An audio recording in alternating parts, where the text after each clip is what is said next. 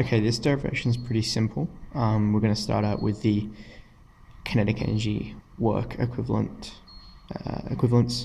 that we know from classical physics. We've got work set as the integral from 0 to our position of the force dx. And we know that the change in kinetic energy is going to be equal to our work.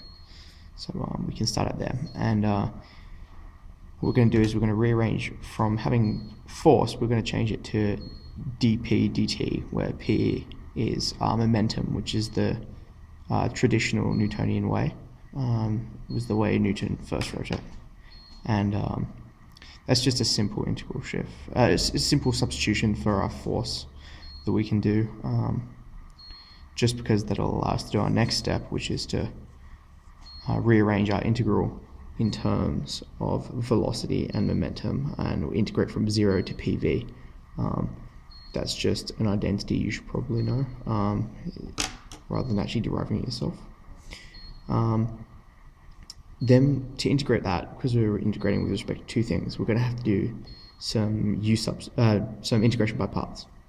So with our integration by parts, that's just plugging in v and dp into our standard integration by parts equation, which you should know. If not, Google it. It's pretty simple.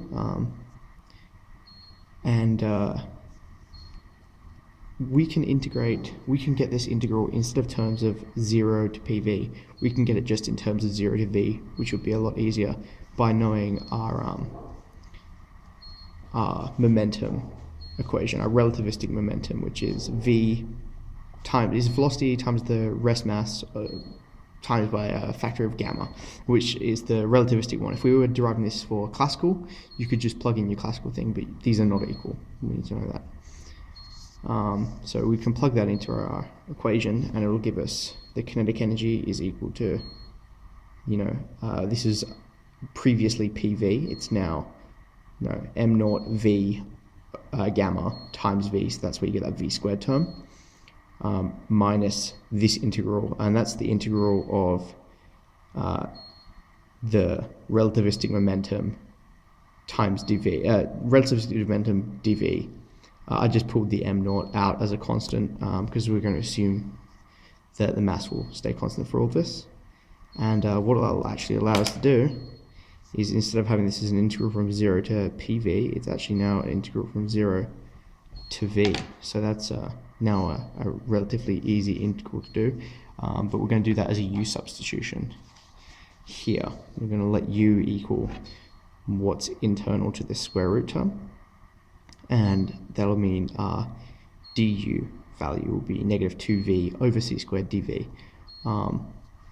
Then we just rearrange in terms of v dv, because you'll see that here we have v dv. So we have our u substitution in terms of v dv. We can now pull out negative c squared on 2 as a constant,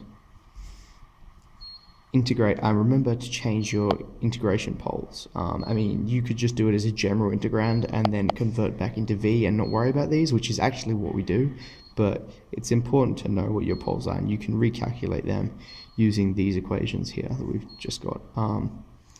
So yeah, we're going to integrate. This is a pretty damn simple integration here. It'll come out as 2 root u.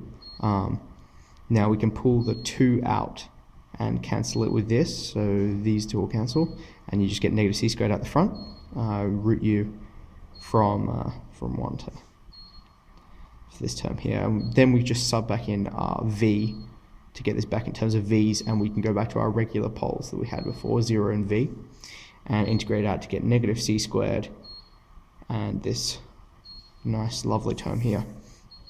Going back to what we had, we're going to plug that in terms of here, and you'll notice the negative m naught and negative c squared combine to make a positive.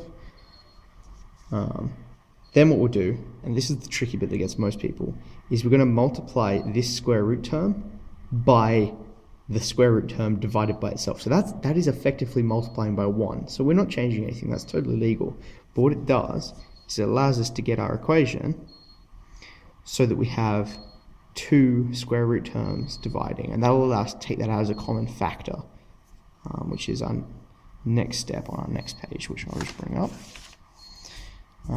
So yeah, what we're going to do here is we're going to take, first of all, we're going to expand this brackets by multiplying through by m naught c squared, and then we're going to take out a factor of m naught on, or m naught gamma, that is effectively m naught on the square root, and that'll give us this. And if you expand that c squared, 1 minus v squared on c squared, you'll notice that just becomes c squared minus v squared, and these two v squareds here and here will cancel out. And what we'll get is just 1 c squared, which I've brought up onto the fraction to make it nice and tidy. You'll get m naught c squared gamma, here, m naught c squared gamma, minus m naught c squared. And I believe Carey writes that in terms of just a regular m, no subscript, is your m naught gamma, c squared, minus your rest mass, c squared. That's the total derivation. Hopefully that helps.